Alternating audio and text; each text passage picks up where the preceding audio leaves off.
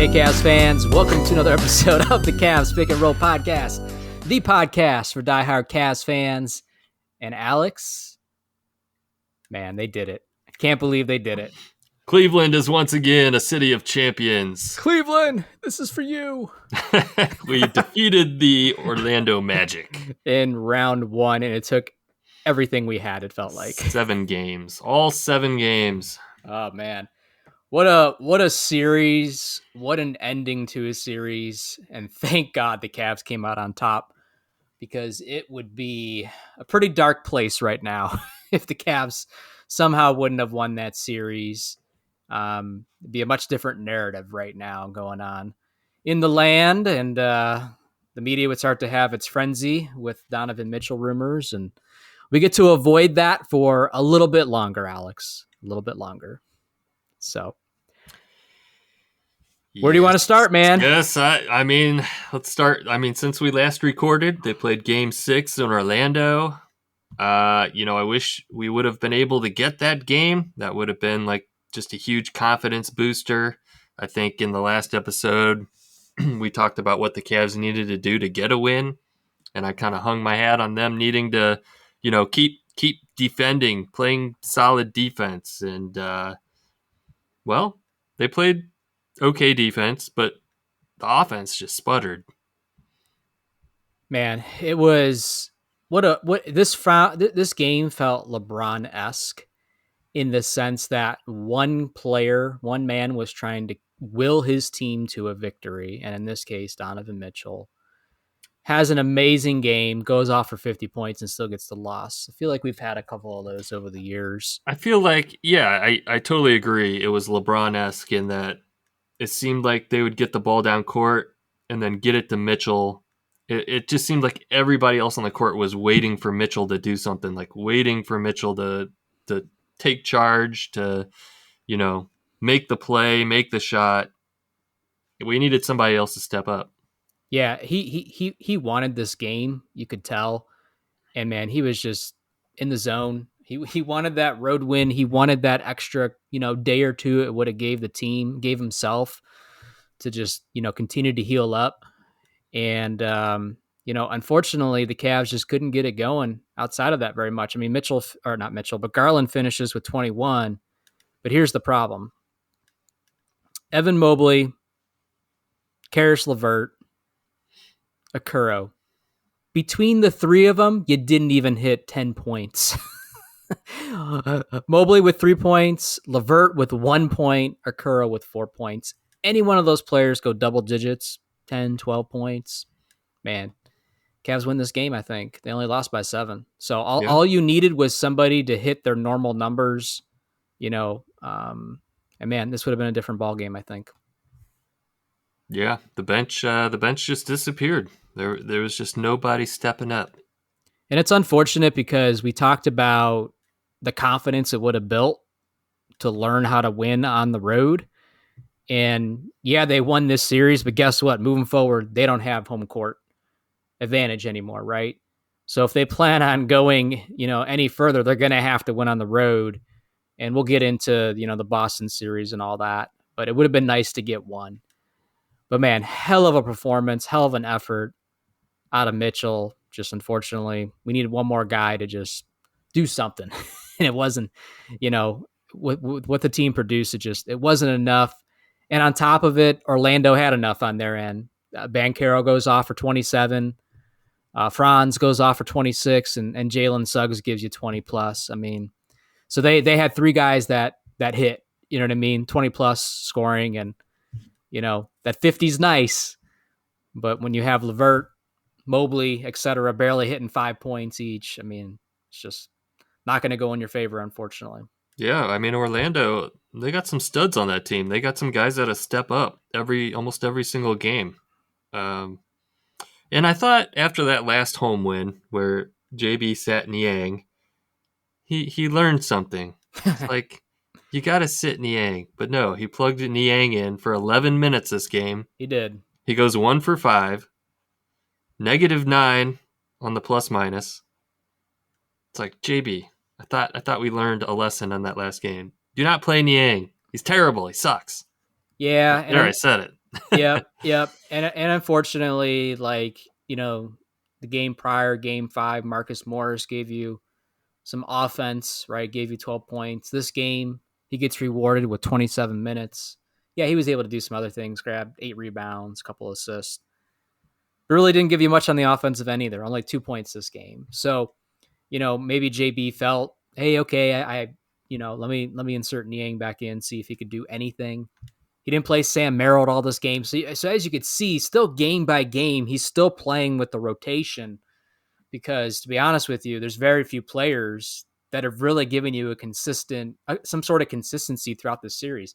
Even Mitchell, who was brilliant the last 2 games, he did his thing the first couple games of the series, but it's not, we didn't get 30+ point games out of him, every game of the series. So nobody's really been consistent to where it felt like he's still playing with the rotation, and that's the only reason why I can think Niang got some minutes again. It was a mistake. it was a mistake. Yeah. So the Cavs, and what sucks too is the Cavs had an opportunity this game. There was a point in the third quarter, or late in the game, they pulled ahead a little bit. It wasn't a huge lead. They had like a 6-point lead or something like that, and it's like, okay, all they gotta do is go on like a 3-4 minute run, right? Like a 8-2, 10-2 run, blow that lead out to 10, 12 points or something like that. And I'm like, they're gonna do it. They're gonna do it.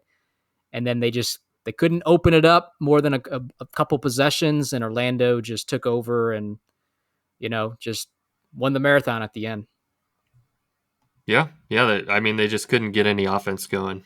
They, Orlando went on a run. I can't remember how it was, like 11-0 run or something like that, Yeah. and there was nothing the And the Cavs just could not score. The Cavs outscored them, 29-20 in the third, but in the fourth quarter they got outscored by 12, 30-18. So that was really the difference. The wrong time of the game to sputter on offense, and it was enough for Orlando to stay alive and win Game 6 at home and extend this thing to 7. What was your initial thoughts, Alex? I know it's hard to we already know what happened in Game 7, but when the Cavs dropped this game and you knew it was going 7, yes, back in the land and all that, but where was your confidence level? It was pretty. I mean, I had lost some faith. Were you still looking for tickets? Were you looking for tickets for Game 7? Because you're like, that's a game. No, Game 7 was on Cinco de Mayo, and we already had a party planned. So yeah, we had some family over and watched Game 7 at the house, and it was a blast. That's fun. Lots of tacos. Did you watch it? Okay, so hang on a second. Yeah, because you watched 3 games in Spanish this year, not by choice. It just kind of happened, right? So It's Cinco de Mayo. It's Game 7. Did you watch it in English or in Spanish? Dang, I should have watched it in Spanish. Why didn't I think of that? For sure. Because you're like, it's so much more exciting. Like, LeVert hits a routine layup and they're going, ape shit. Yeah, it's definitely high energy compared to the English color commentary. That's funny. Yeah, I don't know. I was just like, oh man, it's a 50-50. I didn't feel confident, but I'm also like, are they really going to lose at home? It's Game 7. Like, is they really going to allow that to happen? So it was 50-50, man. It was not a good feeling when they lost that Game 6, I'll admit. And I think a lot of Cavs fans felt that way just based on the reactions you saw. Mm-hmm.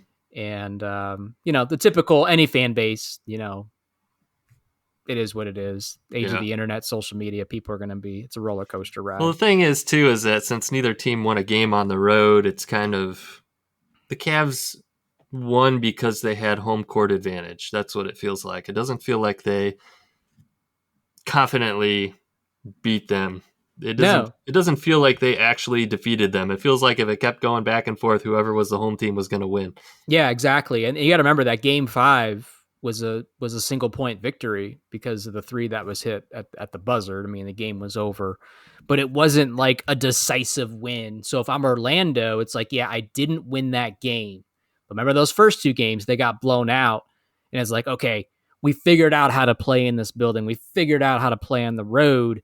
And to be honest with you, they probably had a lot of confidence going into game 7 because of that, and the game 6 win at home. They're amped up and they're like, man, we're 1 win away from moving on to the next round and moving to game 7, Alex. Man, did they come out swinging that first quarter and a half. And man, the Cavs were not ready the first half of this game at home. And it was embarrassing. It was horrible. Yeah. You could tell by all the players' body language that they were kind of moping and like, all right. It felt like they felt defeated. They looked defeated.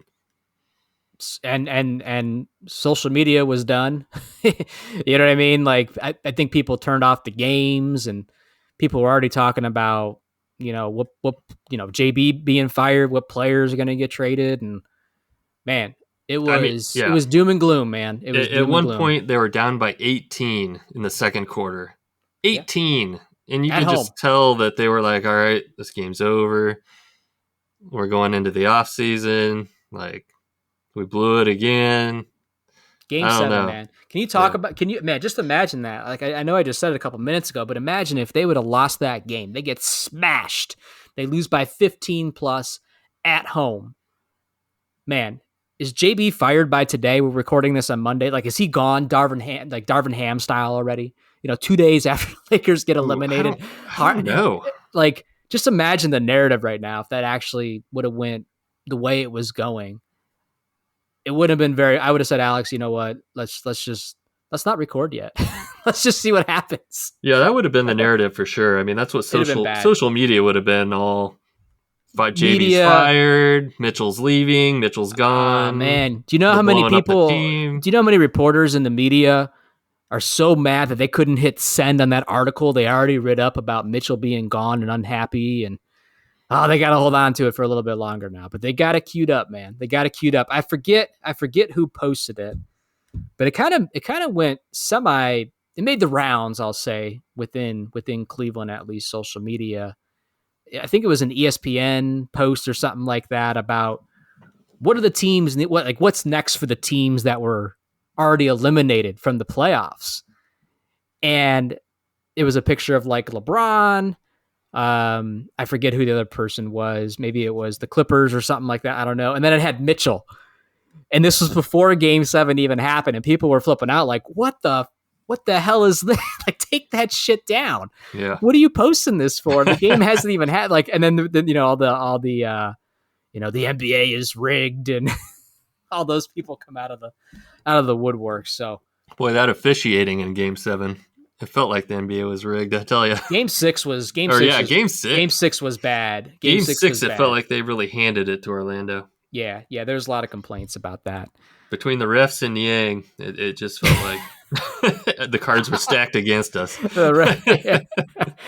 So Game 7 is happening where the first quarter and a half, it becomes pretty clear pretty quickly, man. Yeah, the Cavs, they're digging themselves deep.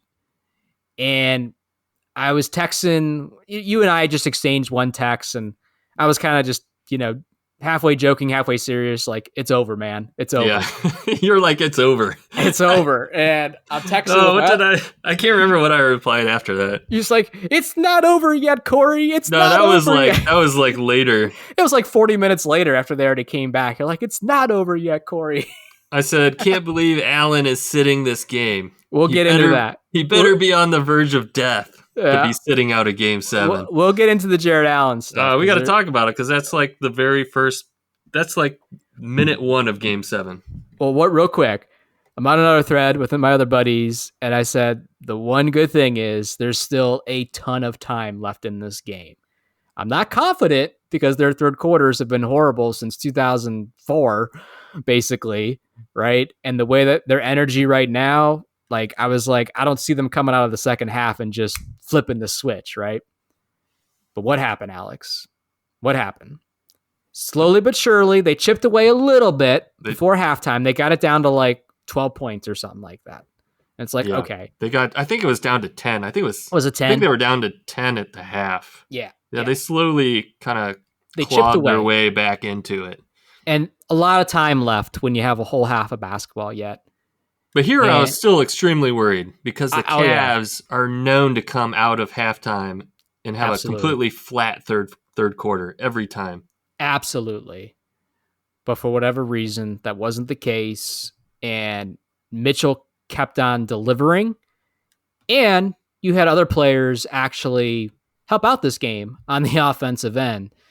Max Struess hit some big buckets, He did. finished with 13 points. Man, it's so fun watching him come off a pick or just catch a ball and then just shoot it like almost all in like one motion. It's amazing how well, when he's on, man, it's just so fun to watch, right? And Levert shows up this game, gives you 15 points, okay, in 30 minutes. Levert's been up and down this series, like we said, the game before, 1 point. And Levert's a scorer, man. He's supposed to be your sixth man, your first man off the bench, your Jamal Crawford type player. And he's just been so up and down. This 15 points out of him should be like his average for this series. Same thing with Struess. Like these guys moving forward, we are not going to win basketball games if they're not scoring double digits. I'll tell you that right now.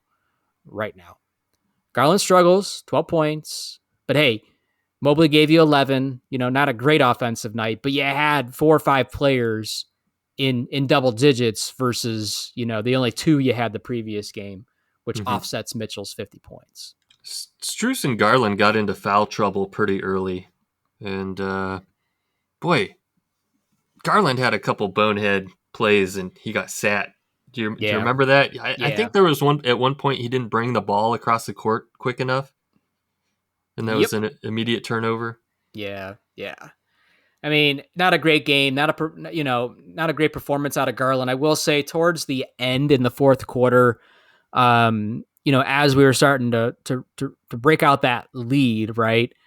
Garland was open for a wide open 3 in the corner. He misses it. Cavs get the rebound. I think Okoro got it, passed it back to Mitchell. Mitchell drives on the middle of the lane, kicks it back to Garland again, who's still standing in the same spot, by the way, jacks it up again, and this time it goes in. And that's where it just felt like the dagger at that point. You know what I mean? So, not a great game, but luckily, again, enough other players on the Cavs gave you offense tonight, that game, to where it was enough to win the game. Sam Merrill, I thought, had some solid minutes as well. Came in, hit a couple, nice threes. One was in transition. Mitchell just gave him the pass. He, again, all in one motion, just jacks it up there, nothing but net. So got some good minutes out of Merrill and some good production from players that you didn't have the previous game, and it's what allowed the Cavs to come back. Yeah, that and their defense. Thompson came in, grabbed a couple tough rebounds. The Cavs were having trouble rebounding. They were letting Orlando get a lot of offensive rebounds again, which is just killer. So yeah. And for Orlando, Banchero, we talked about in the last episode, he's going to be a stud for a long time. He finishes with 38, but he had nobody that really stepped up. Franz only finishes with 6 points this game. If he has his normal, game, this game might not have gone in our favor. Jalen Suggs, only 10 points. Gary Harris, 6 points. Nobody else really helped out much. Wendell Carter Jr. was their second leading scorer at 13 points. So the Cavs got kind of lucky that, Banchero went off, but nobody else really went off too. And that was another factor in this game, I felt, as well. We never had no 25, 30 point, Joe Ingles game. I was kind of nervous about that. So I thought this might have been the game. Yeah. Gary Harris fouled out towards the end. But yeah, I don't think it would have made any difference. No. He's kind of been I think there was one game he had a solid game. It was one of the Orlando games. And I mentioned before, I remember him used to be a bucket. I don't know what's going on with Gary Harris, but don't matter because he's not on the Cavs, so I can care less. The Cavs win this game at home. The fans start cheering, "We want Boston." And guess what, Alex? We got Boston, and the Cavs only had 2 days in between. They finished that game on Sunday. Game 1 is on Tuesday. We're recording this Monday. So game 1 is the day this episode will come out. Not a lot of time to really rest up, Alex. Is that a concern? Are you more on the, hey, I'd rather be Boston, who's been sitting idle for 5, 6 days, or would you rather be, a team that is still kind of fresh because they just finished up a series? Yeah, I used to be concerned about it when it was a LeBron led team because it seemed like they would always sweep their way through the early rounds of the playoffs and then be rusty Mm-hmm. later on, whereas some of the teams that battled seem to be, in more in playoff mode or in that warrior live or die mode. But this team, I think they got pretty banged up playing against Orlando. Um, so I wish they would have had a little more time to rest, get Dean Wade back, maybe get Allen back. He's Yeah, listed. He's listed as questionable. yeah. Let's talk about that. I mean, the one quick thing I will say is, man, it's hopefully they learned it's tough to win an NBA playoff series. It felt like it took everything they had, and to be honest with you, that last game was a flip of the coin that very easily could have went the other way, especially with how it started. It felt like watching the finals. Like It that was series intense, was so physical. It felt like watching a finals game. It was more physical than I ever remember seeing the Cavs in a playoff series before. and I felt that the Cavs. I don't even know if this is a word. I'll say it this way. Out physical, is that a word? I'll say the Magic. It felt like the Magic were more physical and aggressive than the Cavs were. They were just more feisty, and the Cavs are going to have to toughen up moving forward. And they got some players that can help out. I mean, that's what Tristan's here for. That's what Marcus Morris can do.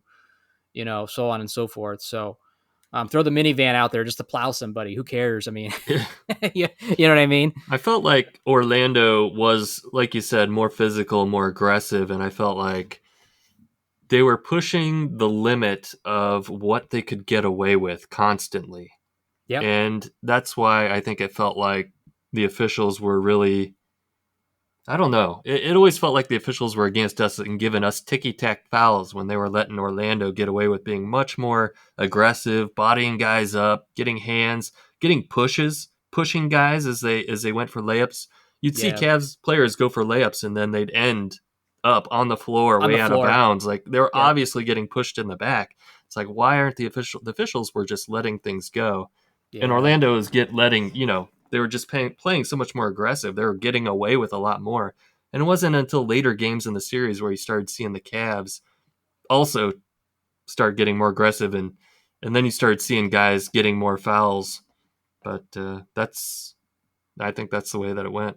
Yeah. I mean, it's a different style of basketball, right? You have to be both mentally and physically tough to win a playoff game and heck to win a playoff series. And you're probably going to come out a little bit banged up, but so are other teams as well. And a lot of the playoffs comes down to luck.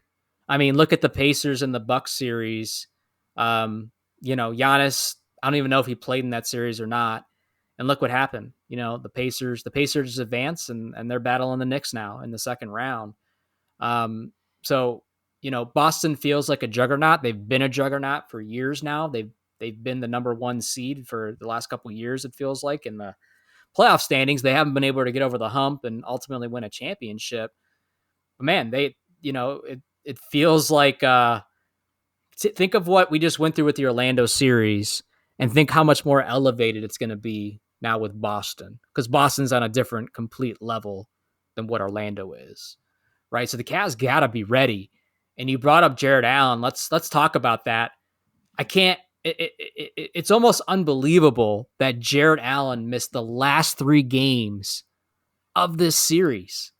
Like, imagine again if the Cavs would have lost and we didn't have Jarrett Allen for, like, a lot of people would have been. Jarrett Allen's getting a lot of flack right now as it is, but if we would have lost and our season was over, Allen would be getting a lot of hate right now, Alex. Yeah, yeah. I can't believe he didn't play. I mean, you have to be really, really, really hurt to not play in Game 7 and risk the end of your season to sit because you got a sore rib. Like them ribs better be broken. Uh, Yeah, Hell, they're Michael calling it. Jordan played with the flu. It's like Get out there. Deli went to the hospital for you, Cleveland. Right? Garden Kevin Seth. Love got his arm ripped out of the socket. Yeah, but he didn't come back and play though. But he come would have if on. he could have. Come on, Allen. With You could one have been on arm. that. You could have been on that list. Kevin man. Love with one arm. You could have been on that. He'd be out there. You could have been on that Paul Pierce wheelchair, that Willis Reed coming back in the second half. Come on, the Dellavedova hospital visit afterwards. Yeah. Come on, Allen. Get your IV of fluids in and get out there. But here's the thing. At the end of the day, he's taking a lot of heat, right? But what if he is actually so hurt that he couldn't have played? Why are they just listing it as a rib contusion then? Do you think he or the Cleveland Cavaliers wouldn't have given it a go if he could have actually given it a go? Like I don't know. I guess what bothers people is that it's only a rib contusion, and it's not like he's on his deathbed. Yeah, you know what I mean. So he was there. He was there sitting on the bench. He was there. And that's the bad thing too, is that series ends on Sunday. Game 1 is on Tuesday. He's still listed as questionable. And I get how you could potentially use that strategically. Like, why, if he was ready to go, why tell Boston that, right? Keep him guessing. But the reality is he might not play game 1 either, because how much are you really healing between a 3-day difference? You know what I mean? So I hope we get Allen back. I think we're really going to need him, especially in this series, because he is, a big physical big. And his presence will be missed if he's not there. So I'm hoping Allen comes back, but we just got to see. Especially with Boston not having Porzingis. Yeah. Yeah, and I don't know the situation on Porzingis. Like, is he questionable? Is he slated to come back? I don't know. I didn't even realize Porzingis was hurt until I watched some previews on this series. That helps, but that doesn't really make it any easier, in my opinion. You still got to deal with Jason Tatum. You still got to deal with Jaylen Brown. Hell, Derek White went off for 39 points one of the games in the last series. Like, they have players that can just go off on you, and they're going to score at will, and they can shoot. They're a better shooting team than Orlando was as well. So, man, the Cavs are really going to have to elevate their game. And how they played that second half of Game 7 is how they're going to have to play every single minute of this series to even stand a chance. Yeah, I'm looking at the injury report, but it's not saying. What if he had a rib contusion? What if he had a rib contusion too, Alex? Porzingis. Could be. But I'm looking at the the injury report, and it has Jarrett Allen listed as game time decision, and it has Porzingis listed as out. Okay. Estimated return date May 19th. May 19th. That'd be probably beyond this series, I would guess. Where they get these dates at, how accurate that is, because it's got Dean Wade is May 9th, Craig Porter is May 9th, and Ty Jerome is May 9th also. Ty Jerome is not okay. Yeah. Whatever you're reading that off, I've just lost all credibility. ESPN, great job. ESPN. Bastards. All right, Alex. So we're kind of already getting into it a little bit, but what's your thoughts on this Cavs-Boston series? I think that it's going to be a good series. I think we can hold our own against Boston. I think that the Cavs are a very good defensive team, and I think that's still what they got to keep with. As long as they can get their offense going and not struggle with their offense, they got a good chance. I say shock the world, Cleveland. Win game 1 on the road in Boston. Somehow do it. Embrace the fact that nobody is picking you in this series. Embrace being the underdog. Take it one game at a time and go out there and win game 1. Yep. Because you're going to have to win on the road, and why not make it the first one? Come out like Orlando lit you up that first half of game 7. Come out and shock them. Shock the world. Win game 1. Get yourself in the series right away. It's not going to be easy. I don't know what will ultimately happen. And it has the potential, I think, to be a good series. the Cavs just have to find a way to consistently score. You're not going to win. You're not going to win games in this series scoring 85 points. I don't see that happening. Yeah, you're not gonna win it with Mitchell scoring 50 and No, the bench scoring nothing. Yeah, and the bench scoring nothing exactly. Who are you putting on? Who are you putting on Tatum? Let's assume Allen's back. Maybe that changes things. Who are you putting on Tatum? Are you going Okoro? Or are you I going think I'm going on Okoro. Okoro and then Mitchell on Brown? Yeah. Okay. Okoro, LeVert. Yep. Mitchell on Brown. Yeah. That's going to be good. It's going to be That's some going to be good good. matchups. That's going to be good. I feel like they might put Derek White on Mitchell just to bother him. We'll see. We'll see. It's going to be a fun series. It'll be a good series. It'll be entertaining, I think. I hope so. Yeah. I mean, the worst thing that can happen now after, winning a game 7 thriller and advancing to the next round is just getting blown out the water, right? Getting swept, losing in 5, something like that. So Cavs got to be ready. That's all we could say. They know it. And one thing I will say, Alex, that I liked a lot after Game 7, there was a clip JB talking in the locker room. We have the talent in this room to win and be contenders and all that stuff. And he was getting ready to bring it in, and Mitchell, sitting off in the corner, goes, like, in all seriousness, like, this was great. We should be happy, but at the same time, we shouldn't be happy with just this. Like, we should want more than just winning a first round series. Mm-hmm. You know what I mean? So, like, that along with his performances the last 2 games tells me he is dialed in. Because Donovan Mitchell realizes, he said it earlier before the playoffs even started, he knows you get graded by how you perform in the playoffs at the end of the day. I do disagree with part of what he said, because he's like, you're graded on your like Eastern Conference semifinals or something like, you're graded on how many rings you got in today's world. You know what I mean? But you gotta make it to the finals, basically to be respected is what he was trying to say, I think. Mm-hmm. So he knows there's narratives out there, and if they get bounced and rolled over by Boston, he continues to be that guy that, out of his whole career, I think this was the first time he even made it out of the first round, if I'm not mistaken. Yeah. And yeah. I think if there's one X factor, it's going to be Garland. I need to see Garland step up. I need to see him making plays. I need to see him getting assists, moving the ball, hitting open shots, getting to the hoop. I need to see Garland playing like he was, during the regular season. He's disappeared in the playoffs, and he should be. He's the one making all the. He's got the big contract, right? He was the Cleveland superstar before Mitchell got here. Absolutely. And he's kind of fallen off, or he's just up and down, man. Disappeared. You need consistency out of Garland. You need consistent aggressiveness. You need consistent confidence.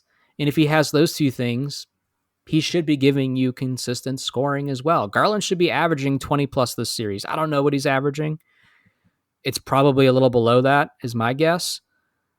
But man, I mean, that first quarter where he put up 17 in that game 5, that was amazing, because he was aggressive. He was, taking shots and being confident. And we need him to be that the whole way, because he should be your second leading scorer on this team during whatever this playoff run ends up being. It should be Mitchell and then Garland. Mobley number 3, or LeVert, someone like that. So Yeah. one thing we didn't call out, Alex, with that game 7 is the Cavs were down 18 at one point, and they came back and win. And that ended up being the biggest comeback in Game 7 NBA history. It's like, what? Way to go, Cavs. Maybe they were just trying to get that record. Like, and remember the other record that they set too early on in this series when they lost by, what was it, 34, 38, something like that, game 3 in Orlando. It was the largest deficit in Cleveland Cavaliers history, not in NBA history. Mm-hmm. But they set 2 records in the same in the In the same same playoff series, yeah. series. Oh man, this I team don't know, is man. so helter skelter. Yeah, you just don't know who's going to show up. You don't know which version of the Cavs you're going to get. You don't know. Yeah, you just don't know if they're going to have any offense this game or not. All they got to do is do it for 4 games, Alex. Is the You bench never going to be know. there? Are they going to be hitting threes? Are they going to be missing every three? Are they only going to take 10 3-pointers? Are they going to take 35 3-pointers? Right. There's just no. You just don't know what to I expect think with them. I think out on the road you got to jack it up more. The 3 ball. You need the 3 ball to be dropping to help you out. And the only way you're going to make more of them is if you shoot more of them. Now it's tough because you don't want to live and die by it, because if you're not hitting, that's a horrible strategy, obviously. But you have enough good shooters on this team to where there's no reason why you can't jack up some 3-pointers. Sam Merrill, Max Strus, Donovan Mitchell, Darius Garland, all very capable shooters, even LeVert. And Okoro can hit some every once in a while too. You know what I mean? So like, let it fly. Let it fly. Yeah. So last thing, Alex, that I had at least, we were talking a little bit about this, but I just wanted your thoughts.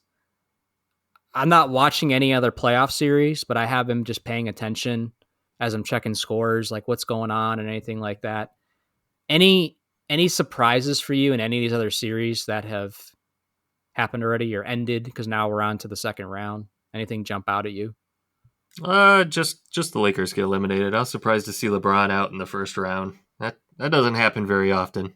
He usually wills his teams as much farther than a round one.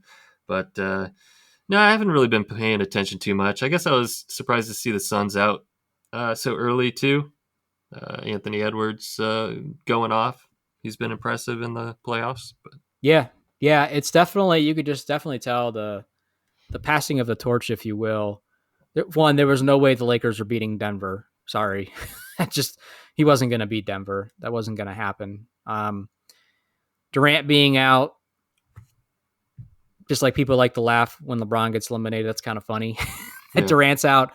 I mean, it's kind of weird though, because it's the second round of the playoffs. You have no Steph Curry, who didn't even make it into the first round. You have no LeBron. You have no Kevin Durant. So it's kind of that next generation, man. It's here. It's here. You know who the Suns needed to beat Anthony Edwards and the Timberwolves? Who's that? Cruise Missile. Cruise Missile. I thought you were going to say their GM, man. James Jones needed to suit back up. And James Jones. Former Cavalier legend. Yeah. Yeah, I've been reading that Return of the King book. And they talk about James Jones in it a little bit. But yeah, I've been paying attention a little bit to the other series. I will say, what's funny to me right now is all those players not playing that we just listed. The Cavs needed to do everything they could to just get out of that round one. And somehow Kyrie Irving is just freaking balling down in Dallas with Luka. I don't know if you've seen any highlights of Kyrie. Man, he's still fun to watch, is all I'll say. And I think he recently came out with a comment about him and LeBron, and he wishes he treated that whole scenario differently. He wishes he talked to LeBron, that year that he basically told Cleveland, trade me, because he did not. And he's like, man, if we would have stuck together, we would have won more championships in Cleveland. I saw that. Yeah, I did see that comment. And then the knife got jabbed into my stomach, and it was turned and twisted. And then I see highlights of him just freaking killing it in Dallas this year. So yeah, I hate to see comments like that. It's like, I don't want to hear about your regrets of leaving Cleveland and how many championships we would have had. Yeah, you fool. Yeah. So, yeah, man. But round 2 is starting. Cavs, Boston. Man, enjoy it, Cavs fans. That's all I'll say. Playoff basketball is always fun. It's intense. It's frustrating. It'll suck if we lose, but hey, it's better than me sitting at home waiting for the draft to happen. So just enjoy it. All right, Alex, let's wrap up this episode of the Cavs Pick and Roll podcast. I want to thank you, Cavs fans, as always, for tuning in and listening. And Alex, you want to let them know where they can follow us and connect with us?